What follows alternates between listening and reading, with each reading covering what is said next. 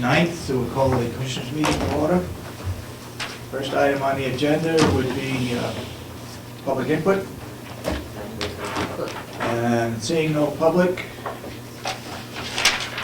we will dispense with the public input and go right into our meeting. I have a report from EGA. Before you get on to Okay, that, go ahead. want to do these minutes? Yep. Let's get that out of the Go way. ahead. Go ahead.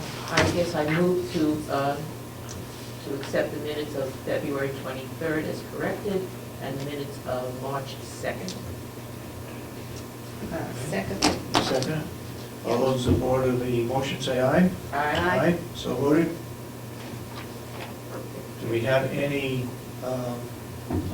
non-public? No? No, we have no non-public. No Yeah, we non- have non-public, but not for release. Okay. Well, I'll let anybody else go first if they want to. Report on anything that has happened since our last meeting. Oh, I just want to say something. Yep. About the last meeting, last week, the appointment of the assistant treasurer. Yep. The letter said that the treasurer, it's the treasurer's responsibility to appoint. I look up the law and it is not a treasurer's responsibility to appoint. He can make a recommendation Right. and the commissioners need to do the appointment. So I want to bring that out. And I didn't hear a salary, how much he's going to get. It's in the budget. What do you mean in the budget? What's the number? $250. That's what I do. $250? For what, a day? No, for the year. Yeah. I Oh, mean, because according to the law, it's $15 a day. well, the problem is that we don't use an assistant If he treasurer is, only when the treasurer goes on vacation or is unable to be present to sign the checks. So I think for budgeting purposes, I think it was $250. That's my recollection as well. You got anything further on that, Ashley? no, that's what I wanted to point out. Okay. Yeah, it's a recommendation of the treasurer and its commissioners that, Yeah, but the Do the appointment. letter, what you read, said that, you can read it in the minutes. The letter. He said, as county treasurer, it is his responsibility to appoint. And that's what I want to bring out, it's not his responsibility to appoint. The law said he can Yep. make only a recommendation. yeah. I think we understood that, given that we actually did the appointment. Yeah. Yeah, but you We didn't approved change his that recommendation. when you read the letter, you read it as it. Okay. We will make him aware of that. Okay. Since we started, we had opened it up for public input. Representative Babson, and you weren't here, so we went right into the meeting. But since you are here, and since we're still within the time, do you have any public input? I've sort of lost contact not being here over the last 3 or 4 weeks. No, I don't. I'll just You don't? sit here and listen. Thank you. Okay. Then I'll go ahead with EGA. Maria Gonzalez has sent us a memo regarding energy usage at the Mountain View Nursing Home. She looked at both propane, and this is a result of Representative McConkey at the delegation meeting asking for what the energy usage is going to be in our new nursing home. She writes, and it's 4 or 5 paragraphs here, but basically, she's saying that the usage for the propane is going to be almost the same as what is being used in the present nursing home, even though it's twice the size.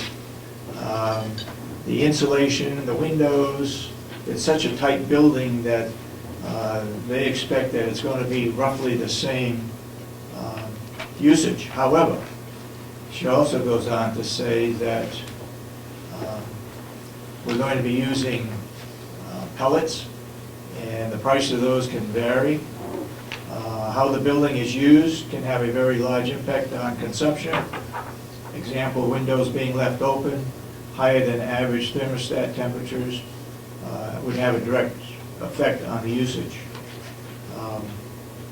The buildings are not currently metered, and current propane usage is allocated between the buildings. So it's estimated, and we did get a estimate from Eastern Propane for $10,000 to put a meter on a new nursing home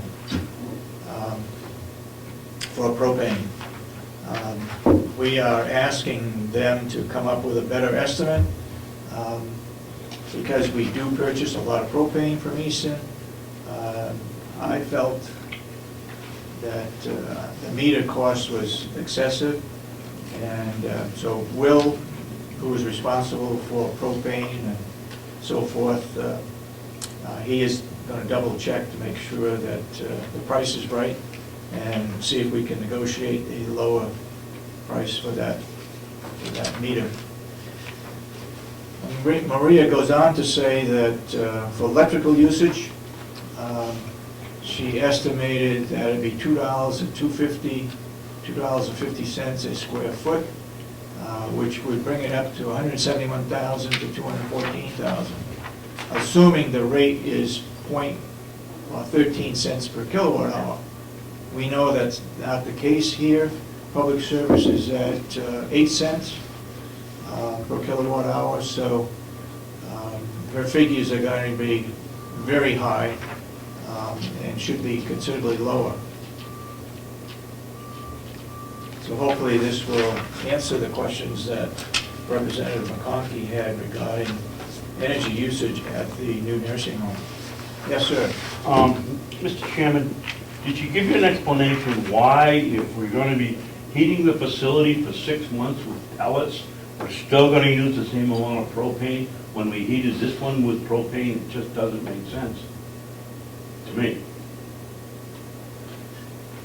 Well, the I propane, think the propane is used for other things. yeah, the propane is used for hot water.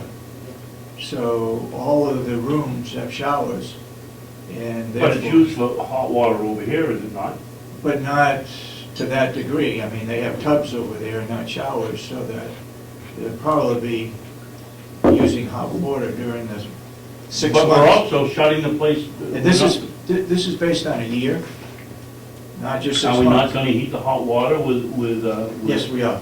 from the pellets too? Yes, we are. So for 6 months, we're going to shut down the use of, basically the use of propane, and we're still going to use the same amount? That doesn't make much sense. I guess I don't follow you. We're putting in a wood pellet system, Yes, and we're going to heat the facility for warmth and hot water with the pellet system. right, but the Pellet pellet system, system's going to run for at least 5 months. yeah. So it should be 7 months that we are only using propane. It seems to me to be something out of whack that if you're going to use the same volume of propane and you're only going to use it for 7 months or less. All right, she says in here that further savings potential comes from bringing the pellet boilers online. And it is estimated that these boilers will be able to pick up 80 to 90% of the heating load of the new building and existing building, which is also supporting. However, we got a problem with the pellet furnaces. We haven't got permission yet, I don't believe, Sandy, from the state in order to put those boilers into the old nursing home. Whenever we change the use of the old nursing home, we have to get a permit or some kind of agreement from the state saying that we can do it. Why? That's apparently the law. Is that correct, Sandy? Particularly when it's under current usage. Whenever they have to set it out for third-party review, and the question is that under the scope of work? When we had our nursing home built, not only did the state have to look at it, but we had to set it out for third-party review as far as the design and to make sure everything went through. Well, we did that, right? We did that. That was all done. The question is for that, we are putting the pellet boiler into the area where we have our maintenance department. And when I spoke to the life safety, head of the life safety of the state, she said, remember, it has to go out to third-party review. And I think that is because, Representative Babson, that we are currently in use for the nursing home at the present time. our question is, do we actually have to do this? Send it out for third-party review where it's just a room? So that's what the architects are checking right now. And then the question is, would it be the same as after, if we moved out of the nursing home, would we have to go through that process? So we're just waiting to hear that. And the problem we've got is that the pellet boilers were supposed to be shipped and arrive here the middle of April, and we don't have the permit.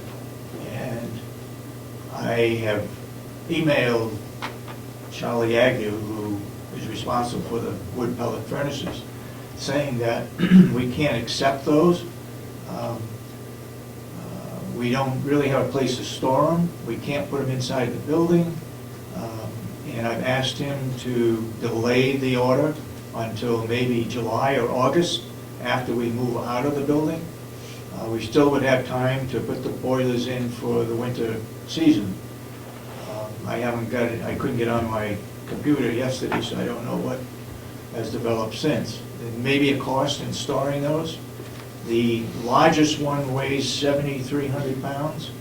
I don't think a backhoe is big enough to take it off a truck and store it in our building, maintenance building. So we've got to find another way of handling the boilers. I was going through my paperwork last night. What is the make of That was the system? Yes. I believe, Scandinavia or something. yeah, part of it I believe comes from Sweden, but it's manufactured or put together. Well, I had the brochures in from all the Wisconsin. people, and I was wondering which one that it was.